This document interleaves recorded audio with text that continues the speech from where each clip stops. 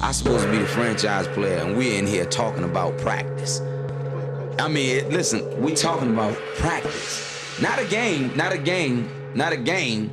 We talking about practice. Not a game, not a game. Me. Bam, bam. Me, man. Not a game. Slap that like she scored 30. What are we even talking about, man? We talking about sports here. All right, welcome back to We Talking About Sports. Guys, it's been a minute. You know, we've been pretty dedicated to our NFL Sundays, our Thursday nights rundowns. But we're here with another recorded episode for y'all.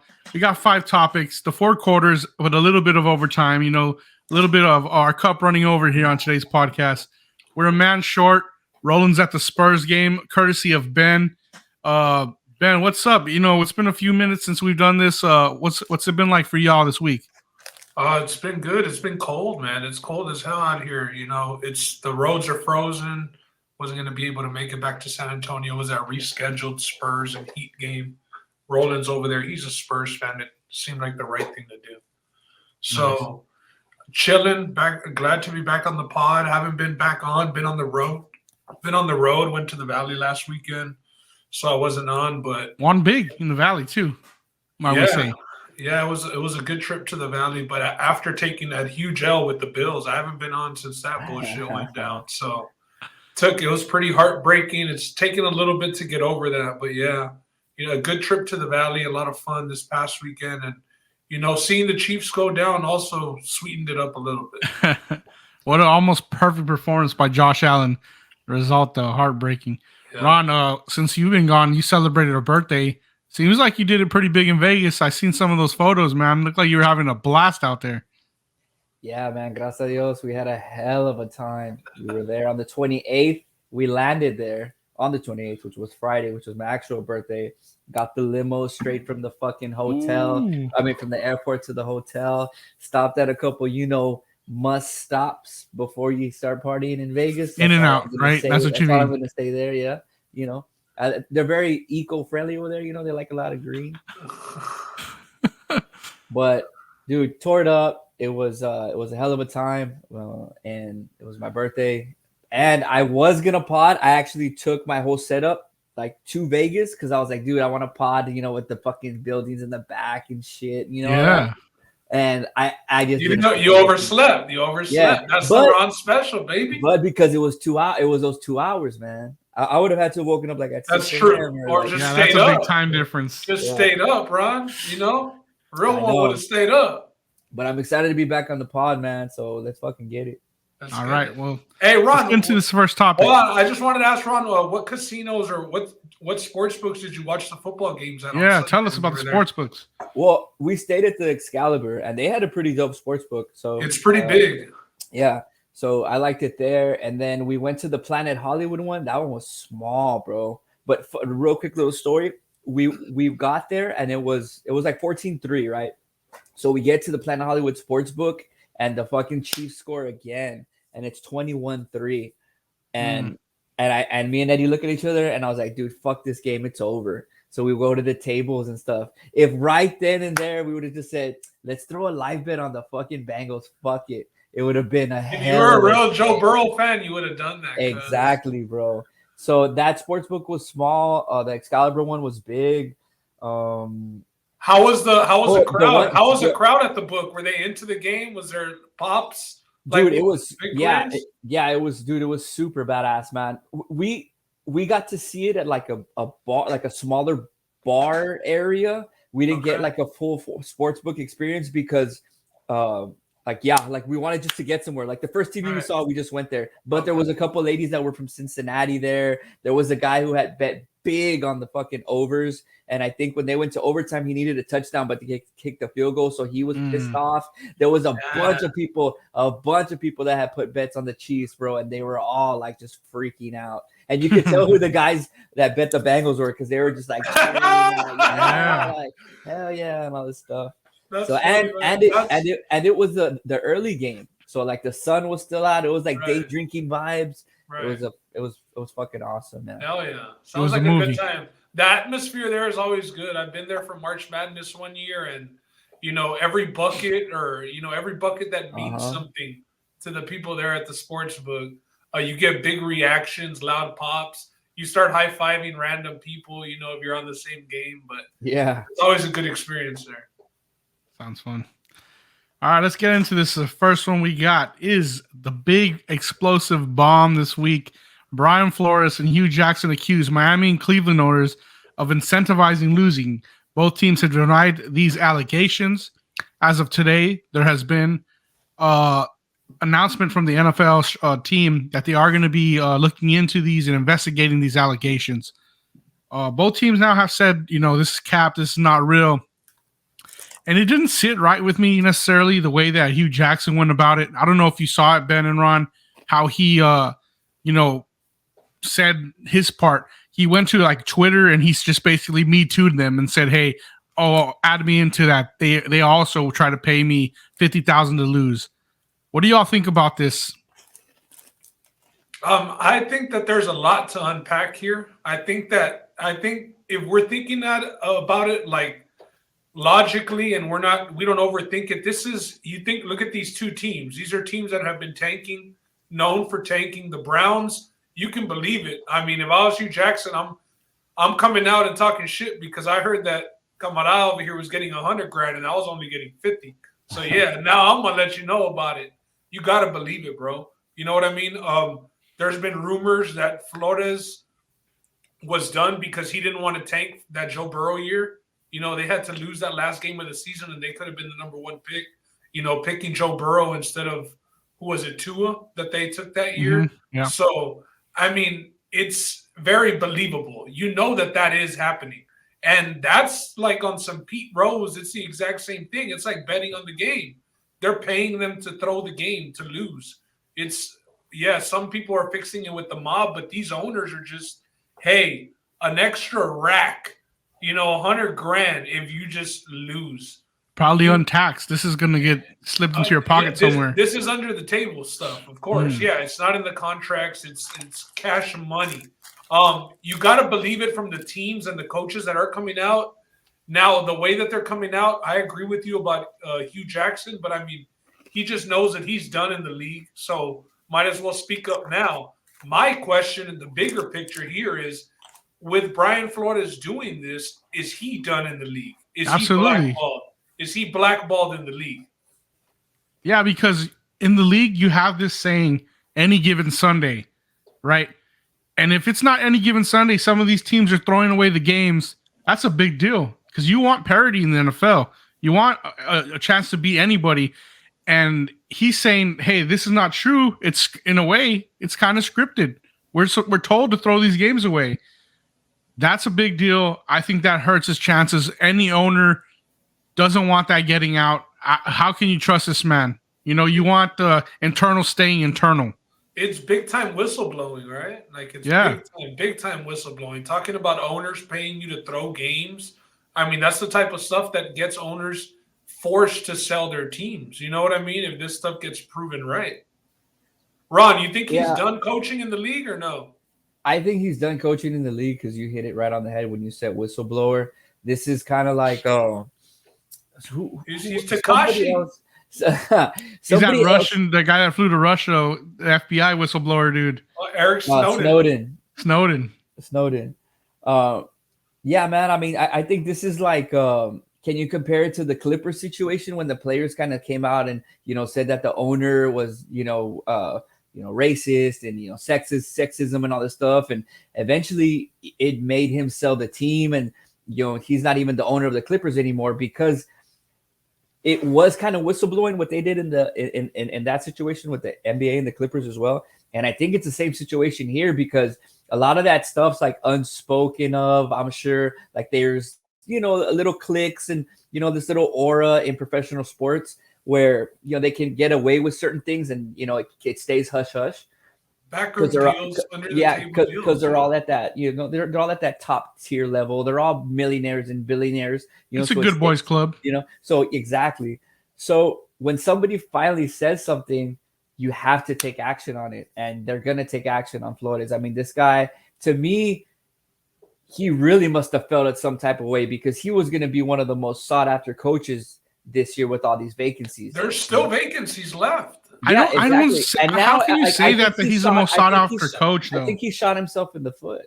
You know, I really did with this.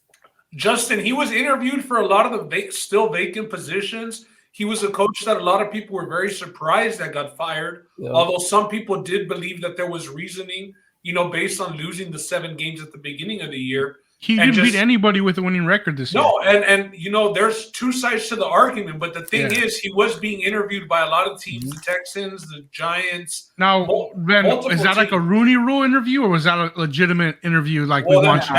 That's kind of what the Belichick text message is, you know, where he accidentally texts him thinking he's, you know, Brian Daboll.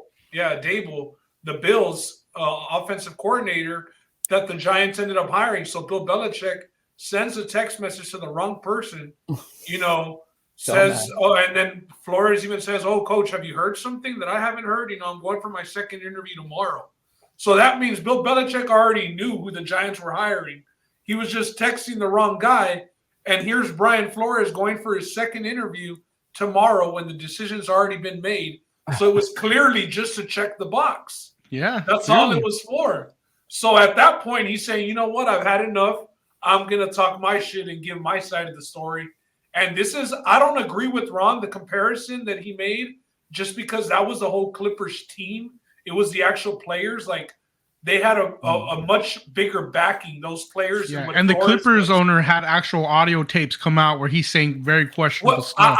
I could compare it to like Kaepernick. You could see him get blackballed the way that Kaepernick got. That's a very fair comparison. With the NFL, you know, for doing that. And at the same time, with him coming out like this, the way that he did it on Get Up, you know, when he did that interview with Greeny, you know what you're getting into, bro. You know that, you know, you're putting it all on the line here. You know what I mean? Mm-hmm. This lawsuit's going to get him paid. It just better be enough. You know what this reminded me of?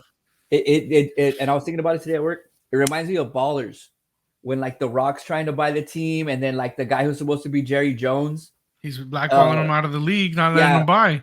Yeah, exactly. And that's exactly what I thought about, bro, was Ballers. Because like Rock is this guy, and they want him in this. He's an ex-player to top it off, and they want him in this fucking world, or he wants to be in that world, and they're just like, nah, it's not gonna happen. And the coaches can do that, or the owners can do that, I should say. Yeah, you know, Jerry Jones is over there, like, man, like with his white other owners pulling puppet strings, like, you know him. All this shit to happen with Chris Christie in the box. Shit, he needs to get us a championship. Now, so we agree that he's blackballed in the league. Hugh Jackson. To an extent, I think he's still a hell of a defensive coordinator and might find himself on the defensive coordinator side somewhere. I really think that he could have gotten the Texans job. I think the Texans would have hired him. He had some connection to Casario's. I don't think that they hire him anymore. I think that he's untouchable. Who's going to hire a guy that has an open lawsuit with the NFL? It doesn't make sense. It makes no sense. Because you're gonna, and then every press conference, before every game, those questions are gonna come up every single week. It's a lot of baggage for a head coach. Come on now. It's too much distraction in the NFL. Any other things you want to say on this topic before we move on to our second quarter? Nope. All right, let's move on. It's official. We touched up on it on Sunday morning when Adam Schefter reported that Tom Brady was retired. He decided to jump the gun and say it before Brady did. But Brady went to Instagram, few slides posted, says, "I'm retired. Thanks, everybody," his wife, everybody you can think of, but leaves out Patriots Nation and leaves out Bill Belichick. What do you make of this? Why would a guy who's won the majority of Super Bowls completely leave out that team and that organization? That's salt, baby. It's Tom. It's Tom Petty, baby. It's Tom Petty. Tom Petty in the heartbreak. He has a lot of pettiness in him, and this was a clear shot. You did see like the Patriots post something, and he just kind of reposted it on his retweet on it. Yeah, nothing major, but you got to think. You know, does this mean that he gets retired as a Buccaneer, or does he get retired as a Patriot? 1-day contract for Patriots and go out the way he should? Or like, does he go into the Hall of Fame as a Buccaneer or as a Patriot? You would think that it's probably a Patriot because that was the majority of his career, but this was some petty shit. Like, If you're reading between the lines, it was pretty petty. And this is Tom Brady too, man. He can go into the Hall of Fame as, individual player. Free agent. Yeah, free agent, bro. Tom Brady can do whatever he wants. He owns the NFL. He owns the Shield. That guy can, he can come back in 2 years and play again. NFL have to change their logo to Tom Brady, man. Yeah, they might have to change the logo to Tom Brady. Does Tom Brady get his own wing in the Hall of Fame? I mean, 7 Super Bowls. You would have to think that there's got to be something just dedicated to him on one side where no one else goes to. There's got to be a Tom Brady exhibit for sure at the Hall of Fame. Fucking gotta be. Yeah, just a bunch of deflated balls on the wall. Just it's at like the end. It's like top floor, the end of the tunnel. Like you have to have a key to get in. Like just this experience of a showroom, bro. Hey, and if not, Drake will make one at his house for sure. If Canton doesn't do it, Tom Brady has had some beef with the NFL, so maybe they just induct him. But yeah, I think that his wife made him retire. Honestly, that a lot of it, those Instagram slides just sounded like we know that she had been trying to push him out of the game several years ago before he even became a Buccaneer. He won that Super Bowl. He went out ugly this year. You got to think if Bruce Arians probably just doesn't tell Antonio Brown to get the fuck out of there, Tom Brady might still be playing. If all they were missing was that one receiver. Yeah. So you got to give flowers to Tom Brady. Let's see what he does. After football, you got to think that he's going to be involved somehow. He has a real good personality. A lot of people have grown to like him after him moving to the Bucks. I'm sure. I was one of them. Giving him and Gronk their own show would just be money, I would think. Some sort like a reality show of those two, or just some sort of sports show. Some sort of Sunday show, maybe like a Manning cast with Brady and Gronk. They do it, the days that Manning doesn't do it, like on a Thursday or whatever. But that would be pretty cool. I could see him doing something like that. I see him. He has an ESPN Plus show right now, and it's pretty good. I don't know if y'all have watched it. Man in the Arena. Yeah. I really enjoy it. I think Brady heads toward more like a rest in peace Kobe kind of thing.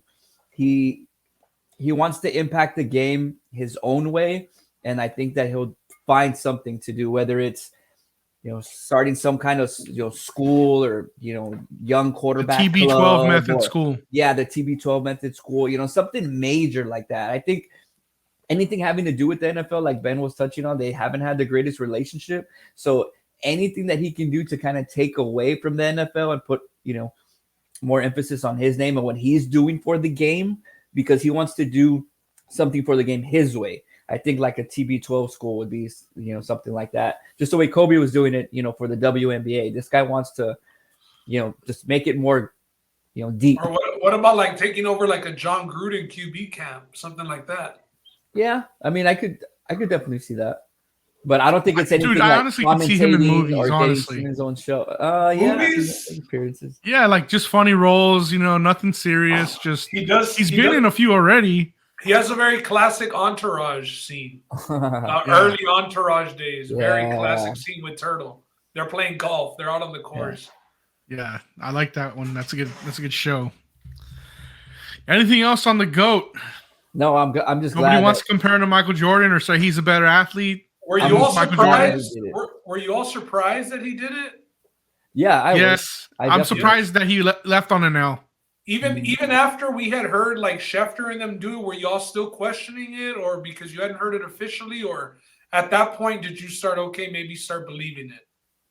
Once his dad made his questionable remark saying that my son's not retired, I had my doubts, thinking, hey, Tom Brady's competitive. Is he really going to leave on an L? Like you said, it came down to family.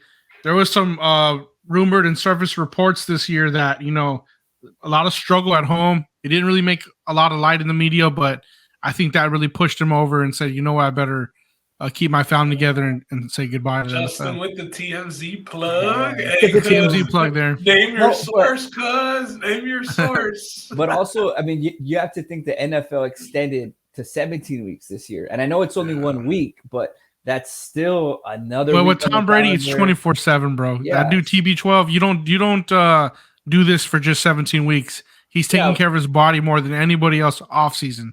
Yeah, of course not. But it's just like, okay, well, where does it go after this? Like, say that he makes the Super Bowl. Then it's okay, another extra week. And then we have the Pro Bowl before that. And then the Super Bowl. It turned into a whole nother month plus what, you were saying about the TB12 method.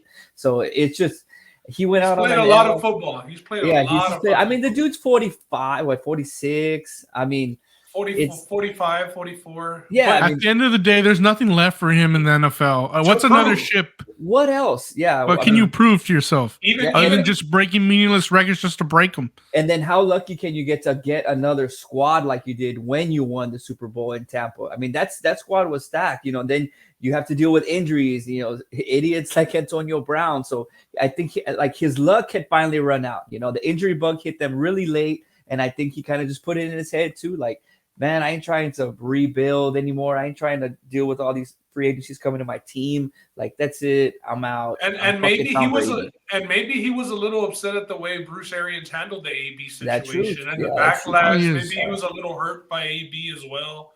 So he was probably just done with it. Justin, just alluding to back to where you said I didn't think he would leave on an L, but what does he have left to prove? Like we've been saying, he seems like a guy that's pretty comfortable, although he is a competitor in knowing like his place, in his stature in football. So he could take up golf and probably go fucking join like Tony Romo did. Tony Romo. Do a little pro-am. Real quick, last question on this before I move on. Just quick answer from both y'all. How many good seasons realistically did he leave behind there? Like, how many more good seasons do you think he was capable of?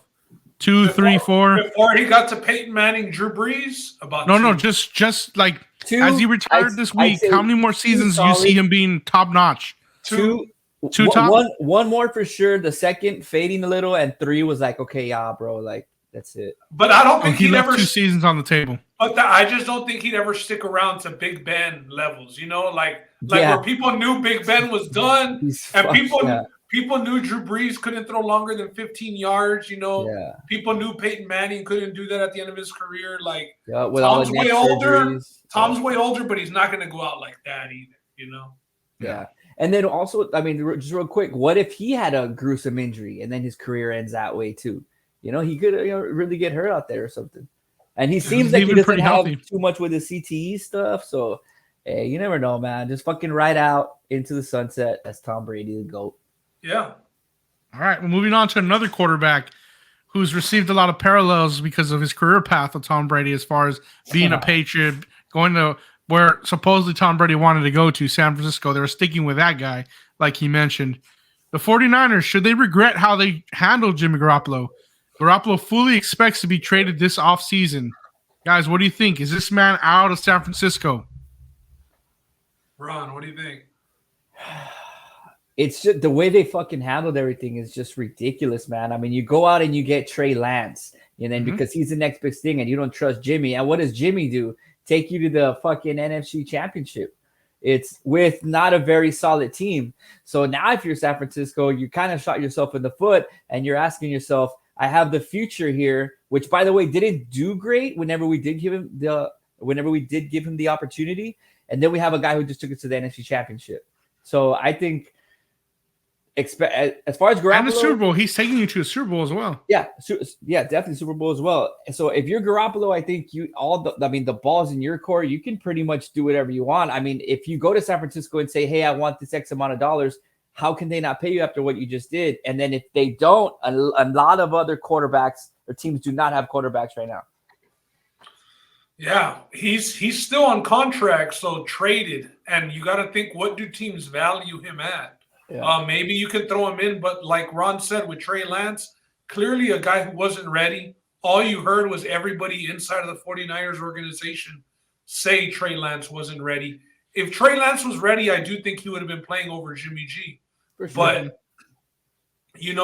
at least this guy could get the ball to Jimmy on some screens. Trey Lance, the times that we did see him, every pass just had too much zip on it. He was looking to run maybe a little too fast, but it was a big investment for them. We know that they passed up on Mac Jones, and which is a guy that we all said would have worked perfectly in that scheme because he was pretty much Jimmy Garoppolo, but a younger version, a more explosive version. So I mean, what do you do with him? Do you try and go after an Aaron Rodgers and throw Jimmy Garoppolo in there as Love's backup, or maybe some cushion to Love? Do you try and I don't know what's out? Do you try and trade him to the Steelers and maybe the Steelers use him as a bridge, for a draft pick or something? Mm-hmm. There's some options out there. Do I think that he's a starter? If you really want to win the championship, he's not a starter. If you want to coast, if you want to, win, get into the playoffs, I think he's good enough for that. Like we saw Jared Goff go to a Super Bowl with the Rams, and everybody can agree that Jared Goff is shit. So Jimmy Garoppolo had 2 touchdowns and 3 interceptions in the playoffs. He was averaging an interception a game. He didn't have a touchdown pass until the NFC Championship. Like, Jimmy Garoppolo is what he is, bro. He's Nick Foles. He's a backup guy. He's not what Bill Belichick was trying to get rid of Tom Brady for, 5-6 years ago. Maybe like a Matt Ryan, can you say? Or not Matt Ryan? No, like Matt Ryan. The Falcons have been to the Super Bowl on the strength of Matt Ryan's arm. With the weapons that he has. So not even a Matt Ryan. Not even. Like Jimmy Garoppolo is a glorified game manager.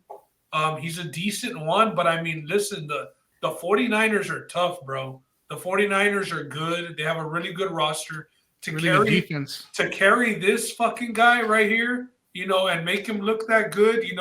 Shout out to Debo for backing him up. He had the tweet about look up his winning percentage. Exactly what Justin talked about.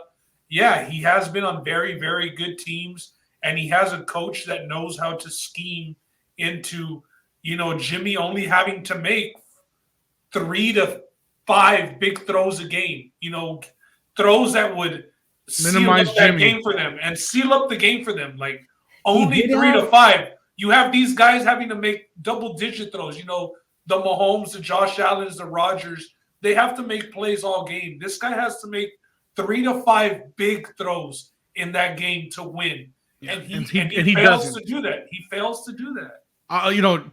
You saying that, let's just go back to the Super Bowl he was in. If he makes that big throw, 49ers win the Super Bowl. Yeah, because he doesn't make that throw, missed a wide open guy, Chiefs win that Super Bowl.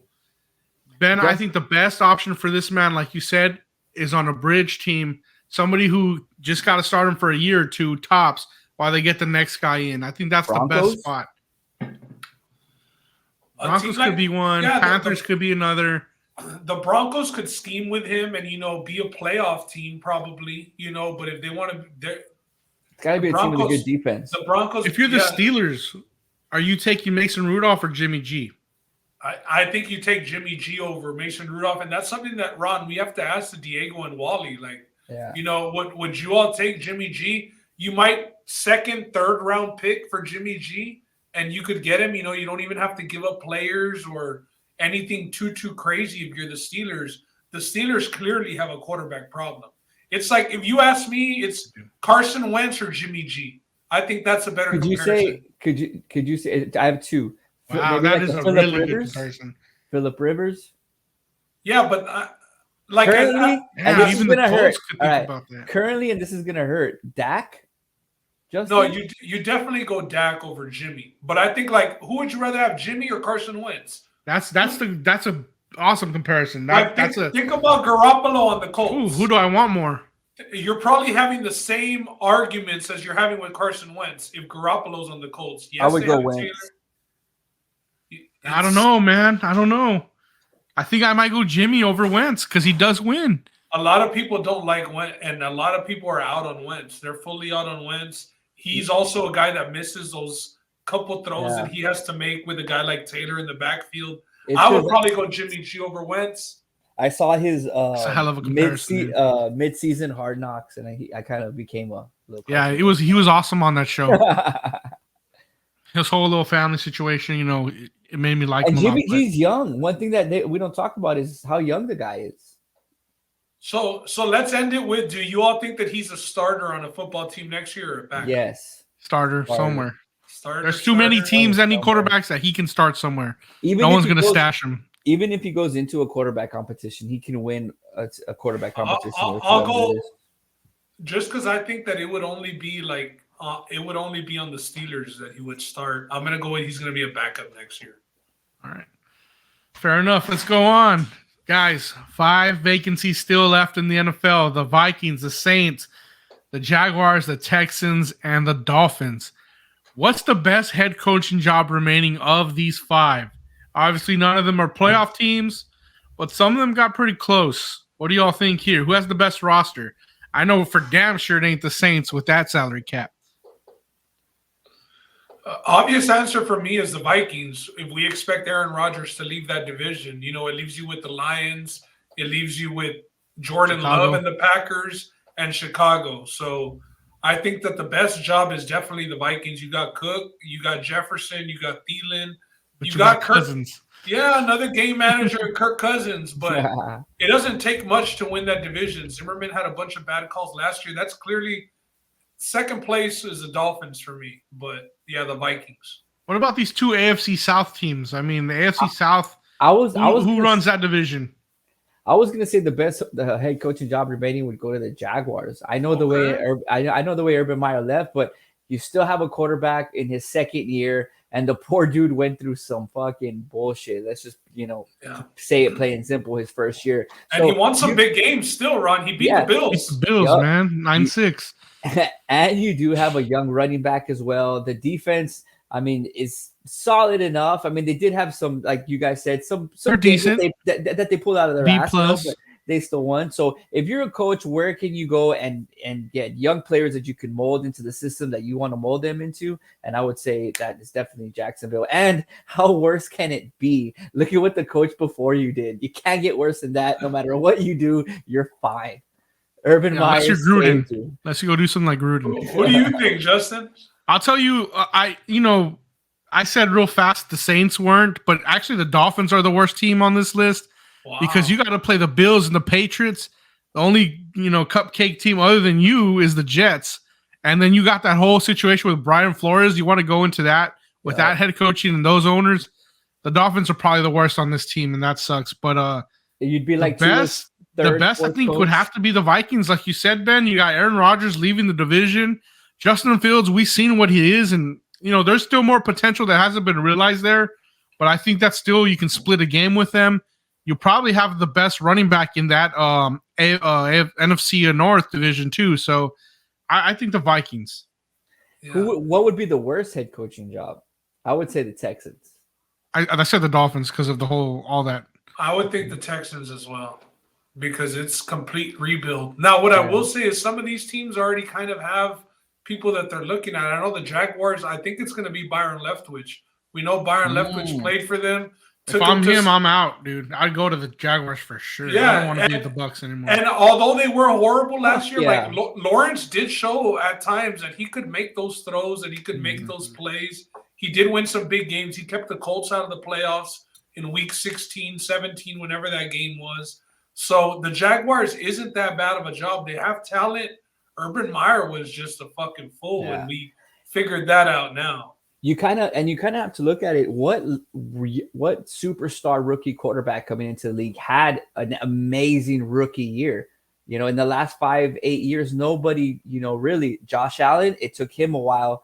Burrow, look at where he's at, but it wasn't in his first year either. So Justin Herbert as well. Their second, third year is kind of where they hit their peak. They kind of get the speed of the game from college to the NFL. So if you're a coach and you can get Trevor Lawrence in his second year, that's, to me, even better. If you go to the Texans, man, you don't know who's your quarterback. Davis Mills. There is nothing. Hey, could that be a Jimmy G spot? Rex Burkhead. That could be potentially. Caceros also has that Patriots connection to Jimmy G. He was a GM while Jimmy G was with the Patriots. He traded Jimmy G, from the Patriots to the Niners. Maybe he does trade for him, but you finally answer the Watson questions and just put him in your rear view as well. Yeah, you got to trade Watson. They're done with him. I think Patriots South is not a bad option with Houston. And no, you got to get a quarterback it back in return in the Watson trade. Whatever team you trade Watson to, they're going to give you a quarterback back. You know what I mean? Yeah, I don't know if the 49ers are trading for Deshaun Watson. Watson to San Francisco would be like another, like, not to say it, but another black quarterback who's spectacular and can move and goes to San Francisco, but you don't want Kaepernick. You just go and get Watson. Imagine the storyline there. Yeah, that would be crazy, especially because for what he's done, and then for them to champion and go get him. But Shanahan does like those mobile quarterbacks. We know what kind of coach he is and what kind of offense he likes to run. But this was a good third. Was this a third quarter question? This is the way to come out of the half here, Justin. This is the fourth quarter right here. Wrapping up the game. About to go to overtime right here. Right. Here we go, overtime. Yo, Joe Burrow, Ron's favorite quarterback. Is he America's quarterback? The reason I say this, man, he has every nickname under the book. Joey B, Joe Cool, Joe Shiesty, Joe Burr, roll the R, I can't do it. Smoking Joe, Joe Chill, Joey Franchise, Jackpot Joey, and the Tiger King himself. What do y'all think, man? Is this just a feel-good underdog story with the Bengals, or is Joe Burrow growing on the hearts of America? I'm going to come out and say it, bro. Being a Dallas Cowboy fan for my whole life, you switching on us? Who does this young, strapping quarterback remind you of? Don't say Troy. It reminds me of Troy. He's got the hair. He's got the look. He's got the size. Swag.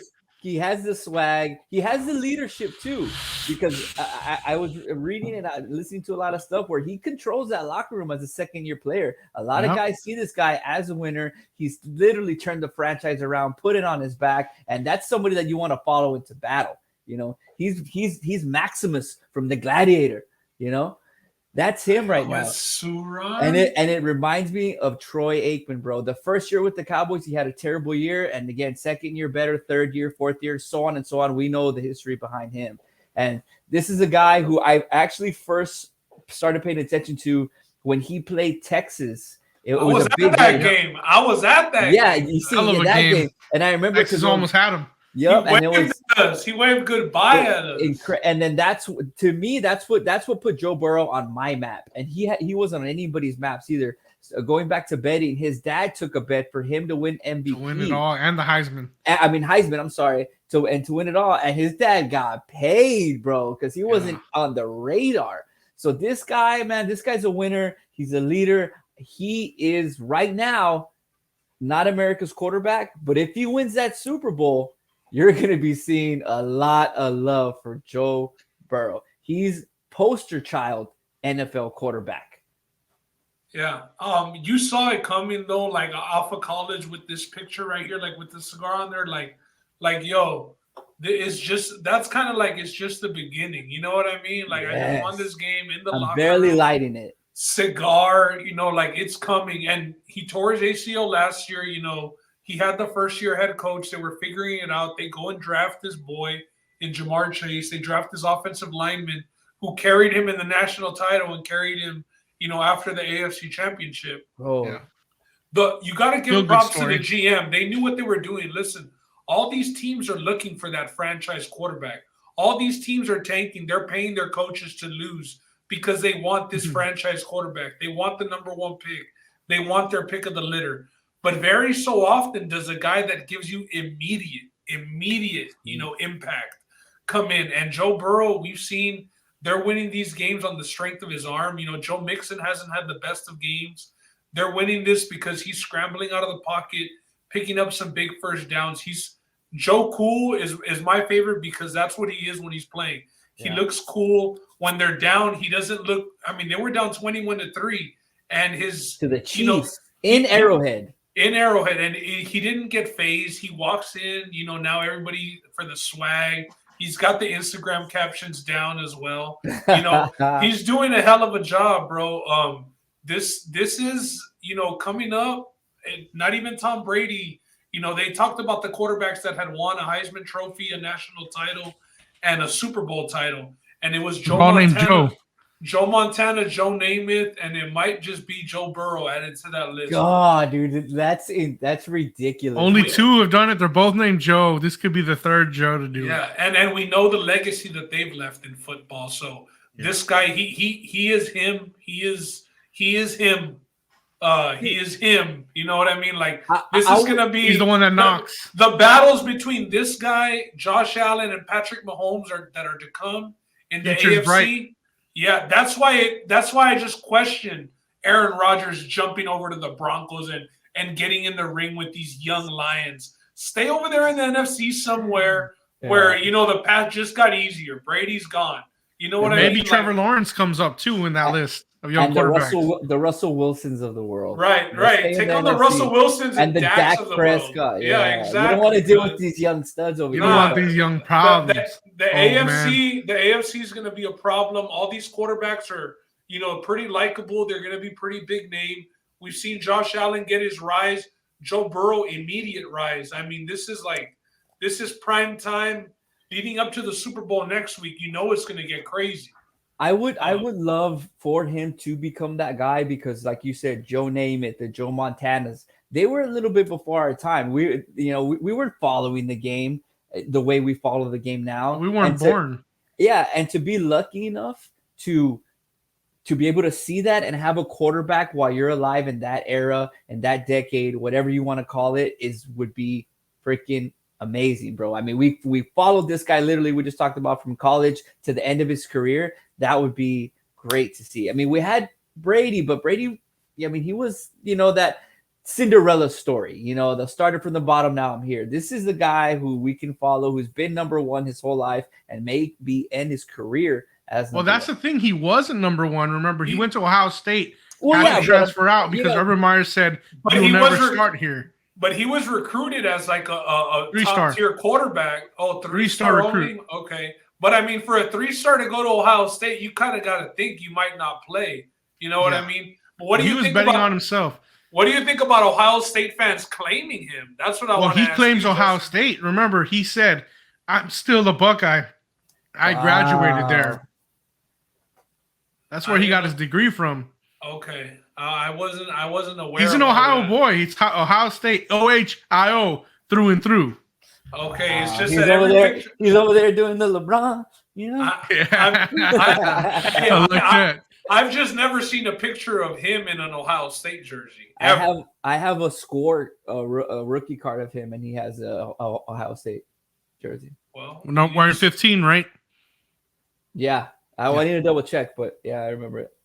That's a 2-digit number.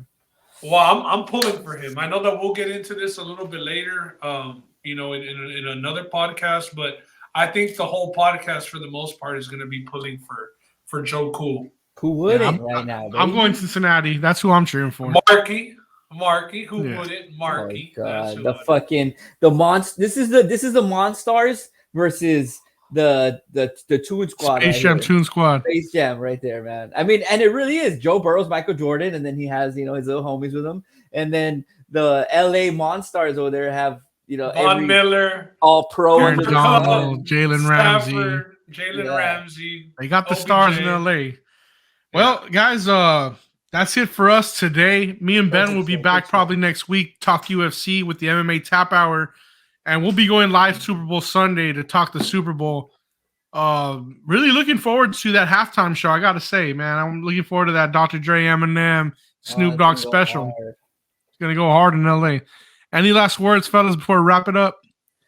No, that's it, man. It's good to be back. It is great. I was glad to have y'all back. Yep. It's good to be back. We'll get more serious about it. We'll do some more shows. And I don't know, maybe something special is coming for the Super Bowl. Just you got to wait and see. Yeah, for sure. We got to do something for a Super Bowl, some sort of shirt giveaway. Got some shirts to give away. Yeah, because I don't even have a shirt. Maybe closest score or something you want to give out. Ron, we saw you with that "We All Win" sweater, and who has one of those, huh? Who has one of those? Hey, well, those are for the far and few. Okay. All right. Well, I expect to. Yeah, I've been sharing the post. We all win, so. Let me get a sticker or something. I did like that design that you made, though, on that. No, but we do have some shirts, hopefully to give away. But yeah, we'll do something special for the Super Bowl. Maybe closest like score. Fantasy? A little DraftKings fantasy? We might be able to do that again. Oh yeah, maybe we can do that. DraftKings. Can do a 1 team. Yeah, we can. We'll have something. We'll figure it out. We'll go Texas style. Since we're from Texas, we're from the 956, the Valley RGB. Maybe we'll do a little squares, a little pot. All right. We'll figure something out this week. Yeah, we'll put something on social. We'll let you know. But yeah, man, we got to do an NBA pull-up too. Roland's at the basketball game right now, and he's taking notes. He's gonna have some bullet points, and we're gonna. Hey, Lakers snapped that 3-game skid last night, boys, against the Trailblazers. And the 30 Rockets, points from AD. The Rockets got a big win against the Cavs yesterday as well. So things are all right. I wish we would have been doing a pull-up tonight because we would have had some shit to talk about. Well, y'all get one ready for this week. I think y'all got one coming. Later. Right. I'm supposed to be the franchise player, and we're in here talking about practice. I mean, listen, we talking about practice. Not a game, not a game, not a game. We talking about practice. Not a game, not a game. Me. Bam, bam. Me, man. Not a game. Slap that like she scored 30. What are we even talking about, man? We talking about sports here.